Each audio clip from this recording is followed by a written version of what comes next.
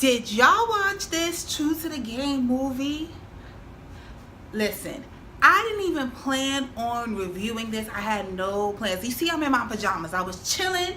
I was in for the night. I was like, let me watch this movie because hubby and I were supposed to see this in the movies in the summertime, but our schedules just never really permitted. We just like weren't off or didn't have a babysitter, and it was just like neither one of us was really pressed, because normally how it works is either I really want to see a movie or he really wants to see a movie, or it's a hip-hop movie and we both want to see it, but very rarely do we both want to see a movie. And this was a movie that I wanted to see because just like a lot of people out there, we read this book. I read this book when I was like, girl, I was like in grade school, reading this book, right? Yeah, I was like all of like 10 maybe, you know what I'm saying? So back in the 2000s, Terry Woods came out with this awesome novel, and if I'm remembering correctly, The Coldest Winter Ever came first. And I think with these books, they both just like sparked the street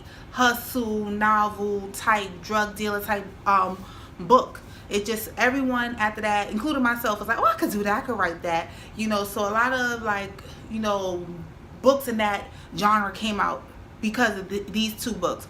If you've read any hood or street novels, you've read True to the Game and you've read Coldest Winter Ever. And so because we love these books so much, we've all wanted to see it adapted into a movie. And it's been so hard. We've heard rumors after rumors after rumors. I remember coming up hearing that Jada Pinkett Smith was supposed to be Winter or something crazy like that.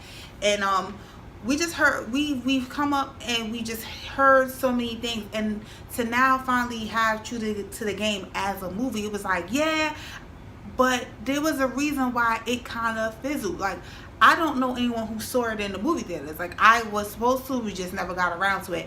And honestly, I am glad I didn't go see it in the movie. I would have been pissed if I paid more than my cable bill to see this movie. Like, oh no. This was like, where do I start? First of all, this was definitely an adaptation. They had the book and then they turned it into something else. So if you are going into, if you haven't watched, you didn't watch it tonight on BET, and if you just have plans to watch it, I guess on a replay or another time, I'm going to let you know straight up, this is not the book we read. That is not the book I read from Terry Woods. It's just, it was definitely an adaptation. It's like we had lemons and we made tang. That's the only thing I could really, like, it was just like, whoo.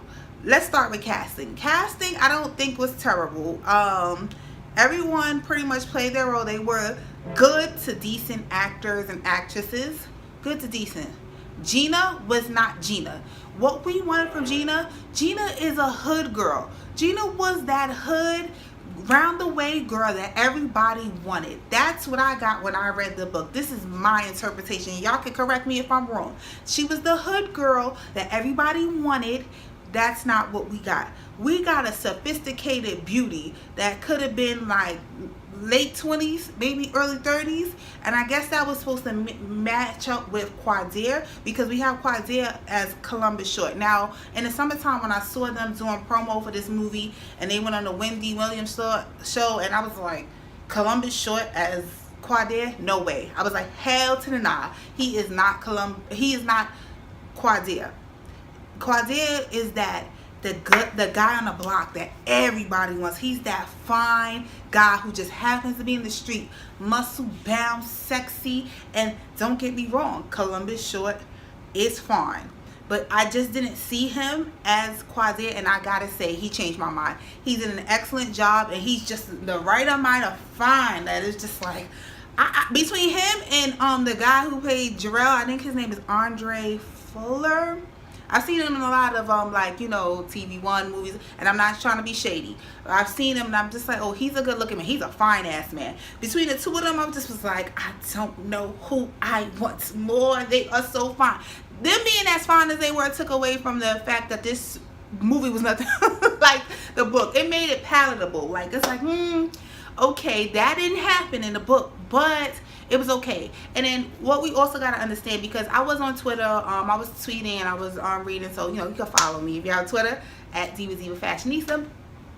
What I did notice, like, people saying like, oh, this is not like the book, or this didn't happen, or they're moving too fast. Yeah, you kind of have to in a movie. A novel that's 200, 300, 400 pages, then getting it into a short screenplay, it's kind of tough. You do have to move faster than you would in a novel, where you can get all this in with paragraph after paragraph after paragraph. You get her thoughts and what she was thinking, what she was wearing. We didn't have time for that. Which, again, Gina was a fly girl. I didn't get fly label whore from the Gina that she played. The one thing that got me, that just was like, this is totally wrong, was Gaget. Now, Gaget, if you were familiar with the book, is Gina's grandmother. They made that woman in that movie too wholesome. She was like so super, just the glue of the family, which I'm not saying Gaget didn't keep her family together. What I'm saying is Gaget wasn't that wholesome. Gaget was a much grittier character. Gaget was, she got her name because she gotta get hers. Like, she always had to get hers. You had to break her off something. She didn't care if you was dealing with dudes in the street, as long as you brought her what she had to get. She had to stay fly too. Gaget had to get broken off. So it's even a scene where Gina tries to give her a check in the movie, and Gaget was like, no, never would have happened with the original Gaget. Gaget would have been like, yes, baby, thank you, baby. Like, I just was like, Gaget just, no. Even my man, like, he's never read the book, but he actually came into the living room while I was watching it, and he was like, who's that? Is that Big Mama? Is that the mama from Soul Food? No, that's not. They don't give you off the same vibe. So that really just, for me, was just like, And I gotta find out who played, I don't even know his name. The dude that looked like Pleasure P. I was convinced that was Pleasure P, but it was not Pleasure P in the movie. I was convinced one of Quad's goons. Let's see, what else was it's just it moved fast. A lot of it wasn't really accurate, and then I think at the end, that's the only other thing I could really point out that was really just like, this is not. Oh, shout out to Drea. Drea did a good job. I like Drea's character.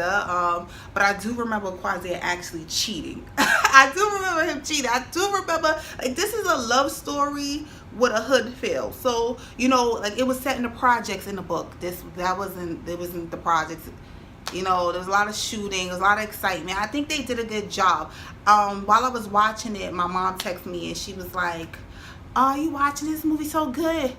My mother never read the book, so for her it was good. And I will say that it's good for what it is. Like, if you've never read the book, you watching it, and you're into this type of thing, like, hood street, just not the traditional love story, you'll like this movie. Because I did like it. I just don't feel like they were true to the book.